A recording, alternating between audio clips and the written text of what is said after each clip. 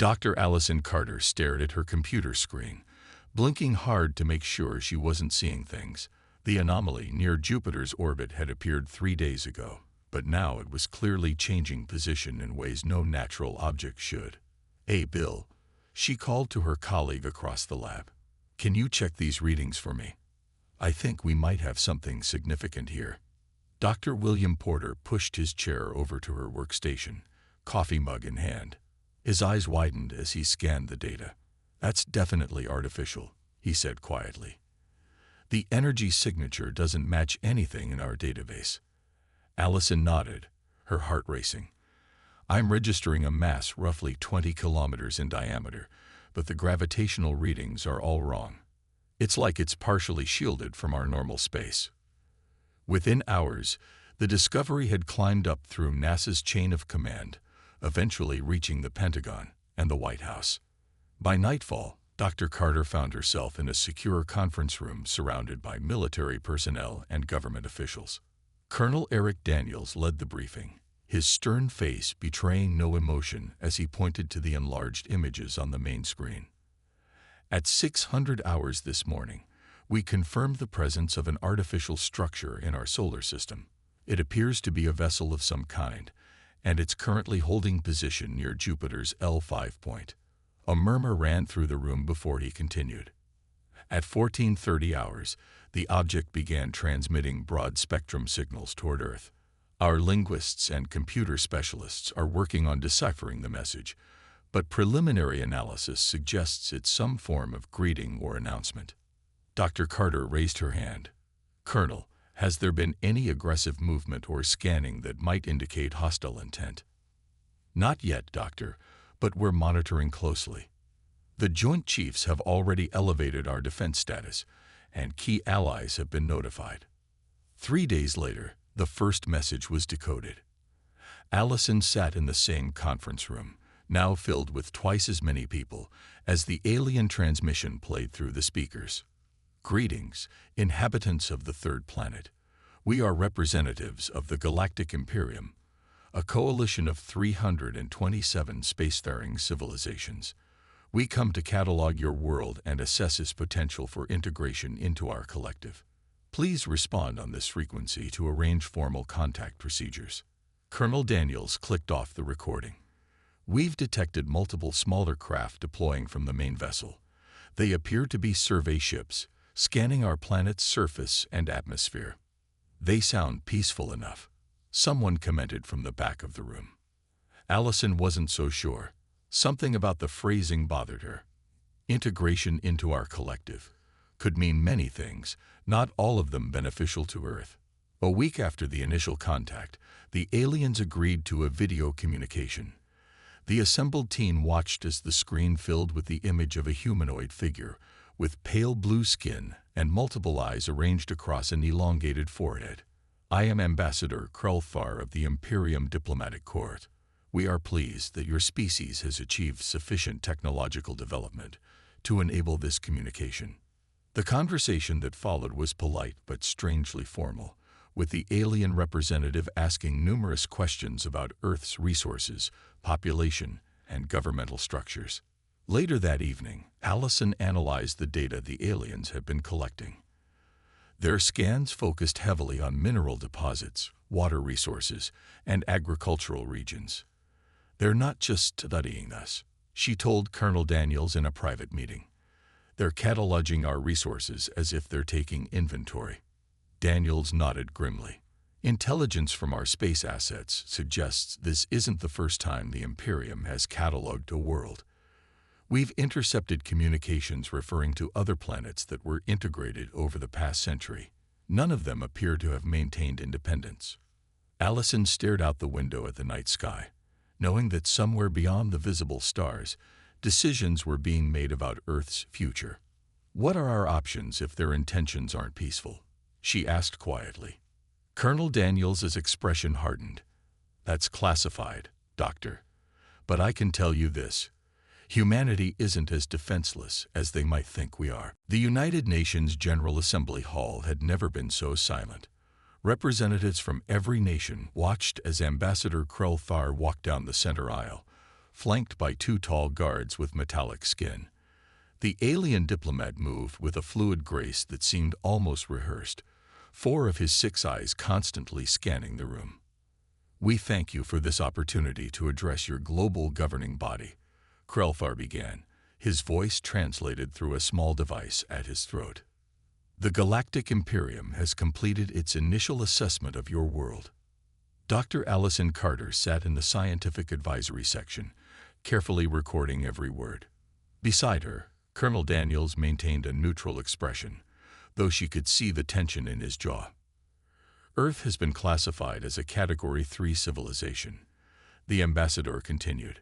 "This designation indicates a species that has achieved regional space travel but has not yet developed faster-than-light capabilities or unified planetary governance."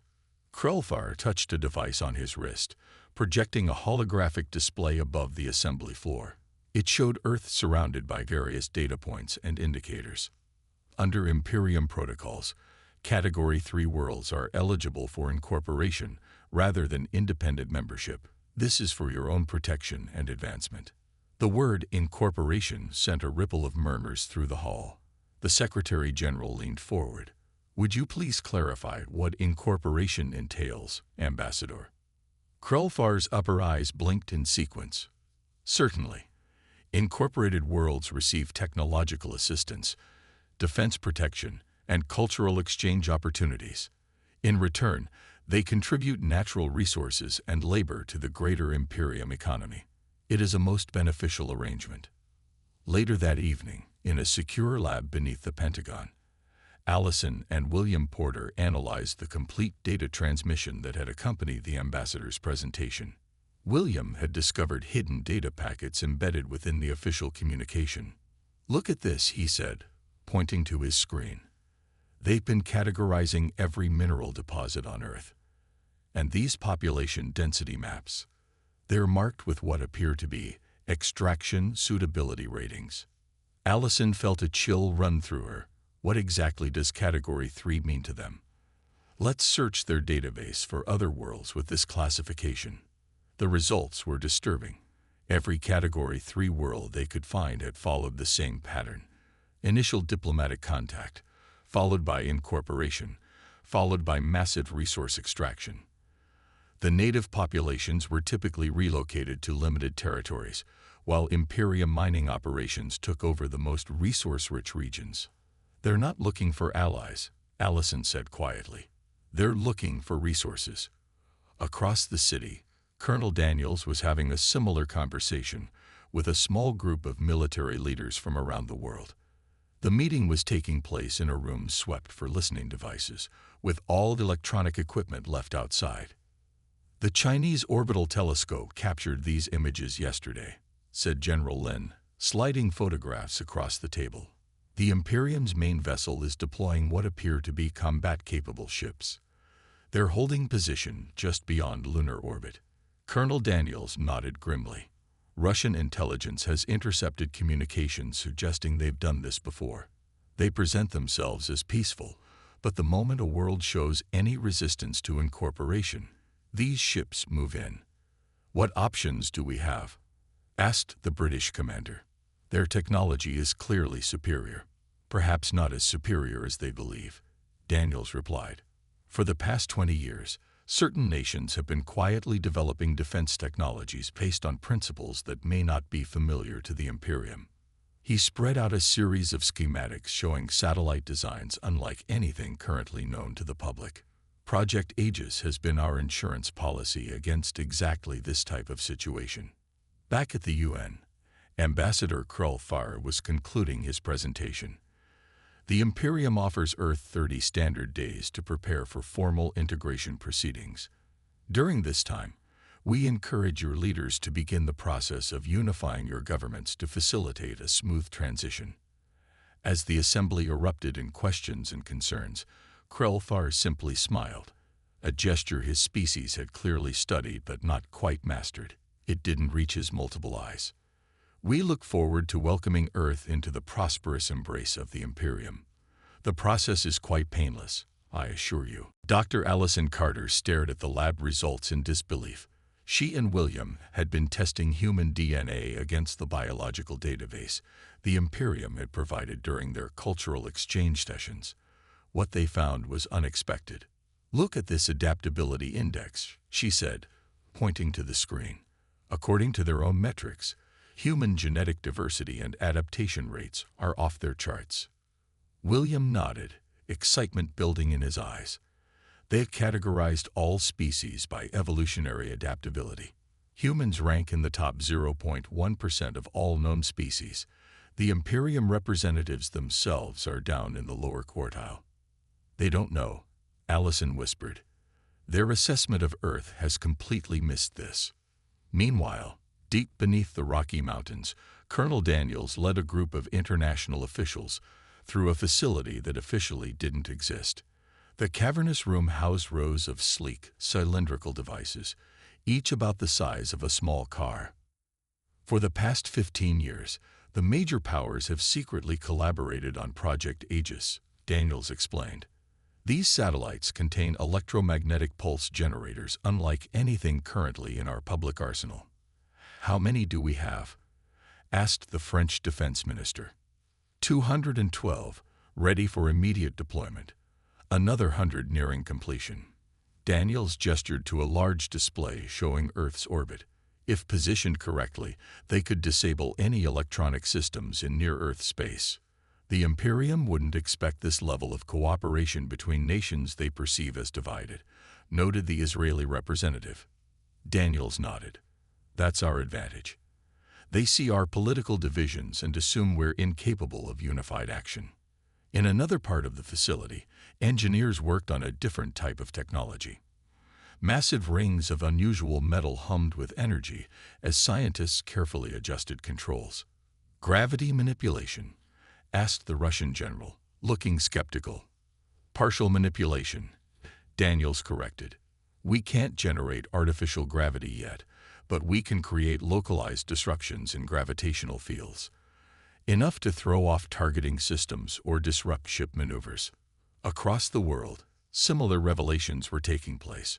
Nations that had appeared to be technological rivals were sharing closely guarded secrets, preparing a defense that the Imperium could not anticipate.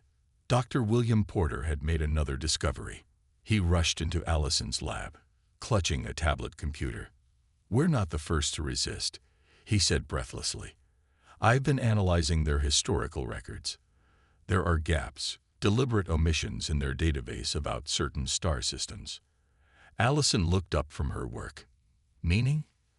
"I cross-referenced astronomical data. 3 systems that should appear in their travel routes are completely absent from their records. It's as if they're pretending these places don't exist." "Systems they couldn't conquer," Allison suggested. William nodded. "That's my theory. And one of them is remarkably similar to our solar system in composition." This information spread quickly through Earth's leadership networks. If other civilizations had successfully resisted the Imperium, perhaps humanity had a chance. In orbit, undetected by Imperium sensors, the first wave of Aegis satellites was quietly deployed. Disguised as ordinary communications equipment, they took position in a careful grid pattern around the planet. Ambassador Krell-Thar remained oblivious to these preparations. His reports to the Imperium described Earth as a fractious, disorganized world ripe for structured incorporation. His assessment noted Earth's military capabilities as regionally significant but cosmically irrelevant. In his private quarters aboard the Imperium vessel, Krell-Thar reviewed the integration plans. Earth would make an excellent addition to the Imperium's resources. Its abundant water alone made it valuable, not to mention the rich mineral deposits and large labor force. Back on Earth, the United Nations Security Council met in its most secure chamber. Representatives from every nation attended, many historical enemies sitting side by side without their usual animosity. "We have 22 days remaining before their deadline," said the Secretary General. "The question before us is simple. Do we accept their offer of incorporation, or do we stand as one world and resist?" The vote was unanimous for the first time in the organization's history. Colonel Daniels received the authorization code he had hoped for. Begin final preparations, he told his team. It's time to show the Imperium that humanity isn't as primitive as they think. The United Nations General Assembly reconvened on the 30th day. Every seat was filled, with world leaders who rarely appeared in person now present for this historic moment. Ambassador Krelthar stood before them, his multiple eyes blinking in sequence as he prepared to receive Earth's formal surrender. The integration period has concluded, the alien diplomat announced. The Imperium welcomes your world into our collective. Please present your acceptance of terms so we may begin the transition process. The Secretary General rose from her seat. Unlike the previous meetings, she showed no signs of anxiety or deference. Ambassador Krelthar, I speak today with the unanimous voice of Earth's nations, she said. We have carefully considered the Imperium's offer. Krelthar's upper eyes narrowed slightly. Something in her tone had shifted from the respectful fear he had grown accustomed to. During our assessment period, we've learned much about the Galactic Imperium, she continued, including how you've treated other Category 3 worlds. For the first time, the ambassador's composure faltered. Our integration procedures are standardized for optimal. We've studied the resource extraction plans embedded in your data packets, the Secretary General interrupted. We know that incorporation means the systematic stripping of our planet's resources and the relocation of our people to controlled territories. Murmurs spread through the assembly hall. Most citizens hadn't yet been informed of these discoveries. Krelthar's skin flushed a deeper blue. These matters are complex. Your species lacks the cosmic perspective to understand the necessities of galactic economics. Rest assured, your people will be treated humanely during the transition. Dr. Allison Carter and Colonel Daniels sat together in the advisory section, watching the exchange. Under the table, Daniels held a secure communication device, waiting for the signal to activate Earth's defenses. The Imperium has misunderstood humanity, the Secretary General stated firmly. We are not simply another resource to be harvested. We have thrived on this planet for thousands of years by adapting to challenges. Your arrival is simply another challenge to overcome. Krelthar's patience visibly thinned. Your choices are limited. You may accept integration peacefully and maintain some autonomy, or you may resist and face immediate pacification. The Imperium's will is not negotiable. The Secretary General looked around the room, making eye contact with leaders from nations that had been enemies for generations. Each gave a subtle nod of agreement. In that case, Ambassador, Earth's response is simple and unified. She stood taller, her voice clear and resolute. We wish to remain alone. This is our only warning. Krelthar stared at her for a moment before his multiple eyes blinked rapidly in what humans had learned was the equivalent of laughter. A warning? To the Imperium. He shook his head. Your primitive weapons would barely damage our smallest vessels. The ships currently in your orbit could reduce your cities to ash within hours. We understand your capabilities, the Secretary General replied calmly. And we have chosen our words carefully. This is not a threat or a negotiation. It is simply a statement of fact. We wish to remain alone. This is our only warning. Krelthar's amusement turned to irritation. The integration will proceed as planned. Resistance is ill-advised and will only result in unnecessary suffering for your people. As the ambassador turned to leave, Colonel Daniels received a message on his secure device. The Imperium's fleet was moving into attack formation above Earth's atmosphere. It's starting, he whispered to Allison. Their ships are positioning for what they call demonstration strikes, limited attacks designed to force immediate surrender. Allison watched the ambassador's retreating form. They'd really believe we're defenseless, don't they? That's our advantage, Daniels replied, sending an authorization code through his device. Project Aegis is now active. All satellites are in final position. In orbit, invisible to standard detection methods, hundreds of specialized satellites quietly align themselves. Earth's sole warning had been delivered and ignored. The Secretary General addressed the Assembly once more after Krelthar departed. Citizens of Earth, The time for secrecy has ended. Our world stands united against an existential threat. We do not seek this conflict, but we are prepared to defend our home. May God help us all. Around the world, military forces moved to predetermined positions. Scientists and engineers activated systems that had been developing in secret for decades. Earth prepared for its first interstellar war. The first Imperium strike ships entered Earth's upper atmosphere at precisely 800 hours UTC.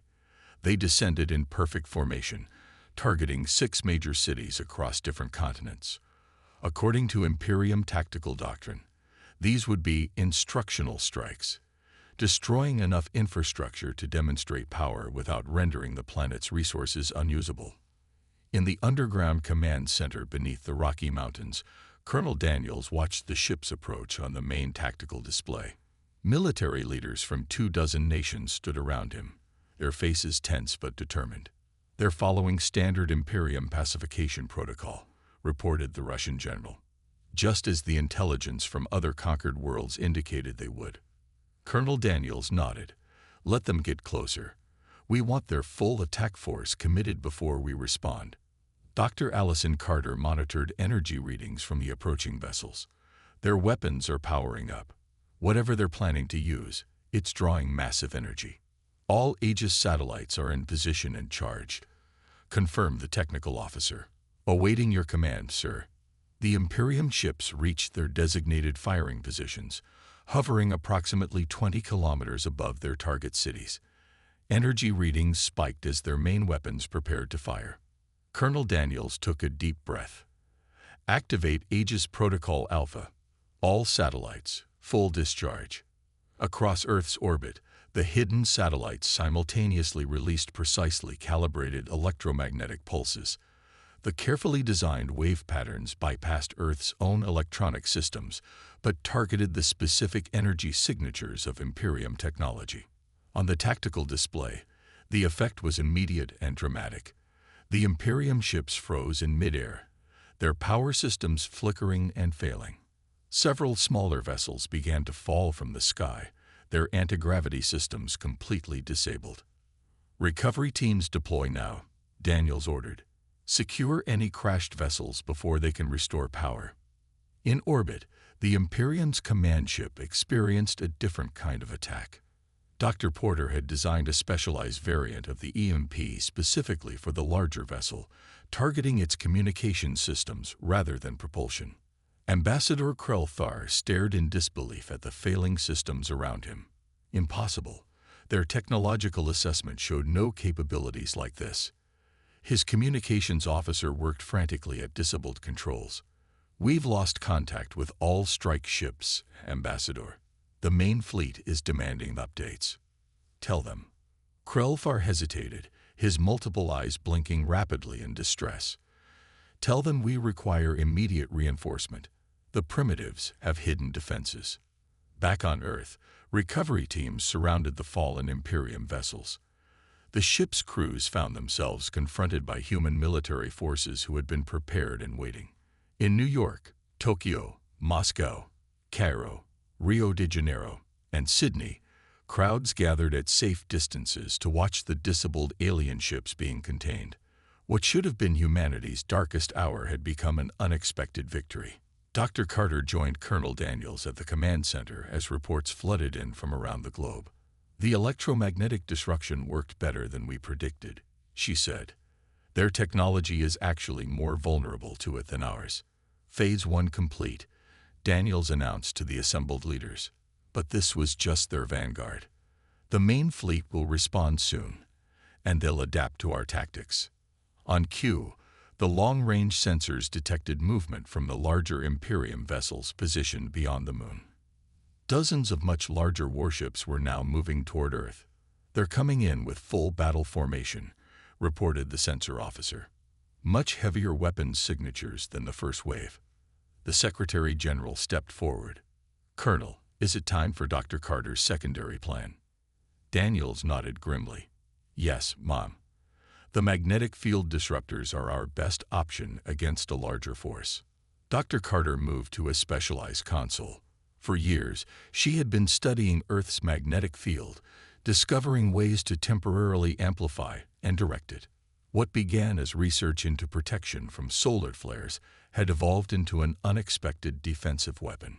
"The disruptors will need 90 seconds to charge," she explained, "and we can only maintain the field manipulation for approximately 3 minutes before risking damage to our own planet's systems." "Make them count," Daniels replied. "All defensive measures to maximum. This is the real test." On the main Imperium vessel, Ambassador Krulthar received a direct communication from the Imperial Overseer. The Imperium battle fleet descended upon Earth with overwhelming force. Hundreds of warships, each many times larger than the first wave of attackers, spread into an attack formation designed to counter conventional planetary defenses. Their weapons systems glowed with building energy, ready to deliver a devastating lesson to the defiant planet below. "Primary targets acquired," reported the Imperium fleet commander. "Resistance will be neutralized in approximately 9 minutes." On the Imperium command ship, Ambassador Krulthar watched the deployment with mixed emotions. He had studied humans for weeks and had found them fascinating despite their primitive technology. It seemed a waste to destroy so much of their civilization, but the Imperium's protocols were clear. Resistance must be met with overwhelming force. Deep in the Rocky Mountain Command Center, Colonel Daniels received reports from around the world. "All gravity disruption platforms online and ready," confirmed the Chinese general. "Awaiting synchronization." The United Nations General Assembly Hall looked very different than it had 30 days earlier. Scorch marks marred the ceiling from a stray Imperium weapon that had struck New York during the battle. Emergency lighting cast a dim glow over the gathered delegates as the city's power grid continued repairs. Ambassador Krulthar stood before the assembly, but this time without his imposing guards. His posture was noticeably less confident. "The Galactic Imperium acknowledges Earth's right to self-determination," he stated, each word clearly difficult for him to pronounce. "Your world is hereby reclassified as a Category 1 civilization, with full sovereign recognition." The Secretary General nodded solemnly. "And the terms of non-aggression. A standard 50 light-year exclusion zone will be established around your solar system. No Imperium vessels will enter this zone without explicit permission from Earth authorities." Colonel Daniels and Dr. Carter sat together in the observer section, watching history unfold. Both showed the exhaustion of people who hadn't properly slept in weeks. "They're being surprisingly reasonable," Allison whispered. "Fear is a powerful motivator," Daniels replied quietly. "We didn't just survive their attack. We defeated it. That changes everything in their calculations." After the formal declaration was signed, Earth's scientific and military leaders gathered in a private chamber to meet with the Imperium's senior representatives. Despite the victory, everyone understood that humanity had revealed nearly all of its defensive capabilities during the battle. "The question remains," said Dr. William Porter, addressing the room. "What happens when the Imperium develops countermeasures to our defenses? We won our first war, but can we win a second?"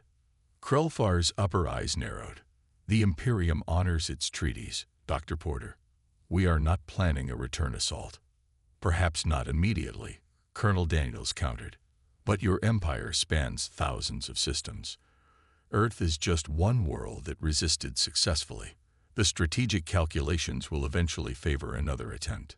To everyone's surprise, Krulthar made a sound that his translator rendered as laughter. "You misunderstand the situation, Colonel. Earth is not simply one world that resisted. Earth is the first Category 3 civilization to ever defeat an Imperium pacification fleet." The room fell silent as the implications sank in. "Word has already spread throughout the galactic community," Krulthar continued.